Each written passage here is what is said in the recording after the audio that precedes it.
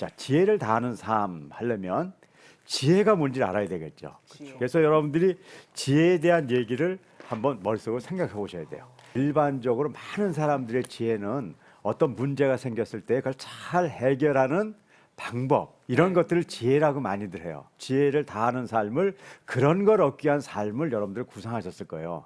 성경은 이렇게 얘기합니다. 지혜는 구원을 이루시는 하나님의 능력을 이야기해요. 그러니까 지혜하면은 구원하고 연결돼 있어요. 우리가 갖고 있는 어떤 뭘 잘 선택하고 그런 것들이 아니에요. 그리고 지혜는 어느 정도로 중요하냐면 예수님 그분 자체도 지혜라고 표현하세요.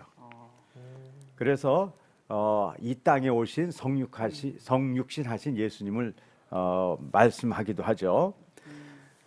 그런데 이 지혜는 그렇기 때문에 우리 그리스도인들이 하나님을 더욱 알게 되는, 하나님의 뜻, 하나님 자신과 하나님의 뜻을 더욱 알게 되는 은혜의 선물이에요. 그렇기 때문에 그리스도를 통해서만 얻을 수 있어요. 우리가 무슨 어떤 훈련을 통해서 얻을 수 있는 것들이 아니라는 것이죠. 그래서 이 지혜를 통해서 가장 중요한 것은 하나님의 말씀을 명백하게 아는 것이 지혜예요. 이런 내용으로 한번 지혜는 무엇일까를 한번 여러분들이 한번 그림을 그려보세요.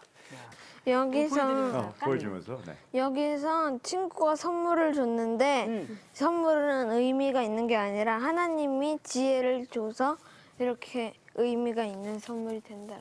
아, 그냥 물건을 주는 선물이 의미가 있는 것이 아니라 지혜를 받는 것이. 저희는 이 그림을 네. 해석을 못 하겠는데 박사님 아시겠어요? 저는 굉장히 아까 소름이 끼치셨다고 얘기했는데 아까 찬할 때 저는 등골이 지금 오싹해졌어요. 이것은 하나님의 지혜를 가졌다는 것은 뭐냐면요, 경건한 삶, 하나님을 경외하는 삶을 살아가는 능력이에요. 다시 말하면요, 참 멋있는 얘기인데요, 영적 싸움을 행하는 기술을 가졌음을 뜻하는 거예요. 그러니까 우리가 지혜롭다는 것은 그냥 이 세상에 뭘 이렇게 잘 판단하고 그런 게 아니라 영적 전투를 했을 때 그 전투를 할 수 있는 힘과 에너지, 아트를 가진 걸 이야기하는 거거든요. 근데 오늘 정말 그 선율이가 우리 초등학교 3학년이 선물을 주는 뒤에 보이지 않는 하나님에 대한 얘기를 할 때 제가 등골이 정말 오싹했어요. 여기까지 왔으니까 지혜가 뭔지 알았잖아요. 네. 그럼 여러분들은 성경에서 이렇게 얘기해요. 모든 지혜를 다해서 삶을 살아라고 얘기해요. 그리고 지혜를 다해서 사랑하라고 이야기해요. 아까 읽어봤잖아요, 그렇죠? 네. 그럼 여러분들은 그렇게 사셔야 돼요. 그러면 지금까지 안 거를 기초로 했을 때 지혜롭게 산다는 것은 어떤 삶인가를 여러분들 한번 적어보세요. 이 지혜의 삶을 사는 근본적인 목적은 말씀에 이끌려 사는 삶을 사는 것이 우리의 목적이라고 볼 수 있습니다. 아멘. 여태까지는 우리가 지혜라 그러면 내가 뭔가를 지혜를 갖고 살려고 했는데 네. 이제 내 지혜가 아니라 하나님으로부터는 지혜로 살아가야 되는 것이죠. 그 지혜를 통해서 하나님을 경외하고 영적 싸움을 싸울 수 있는 그런 능력을 우리가 갖게 되는 것이죠. 아멘. 하지만 그러기 위해서 해야 될 가장 중요한 일, 그것이 바로 성경을 읽는 것입니다.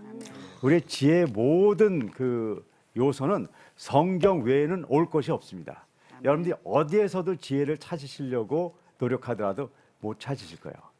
그래서 오늘 지혜를 다하는 삶은 바로 이런 것들을 얻기 위해서 매일매일 빠짐없이 적거나 많거나 성경을 읽어가는 삶이 첫 번째, 여러 가지가 있지만 그것이 첫 번째 지혜를 다하는 삶 중에 하나라고 이야기할 수 있겠습니다.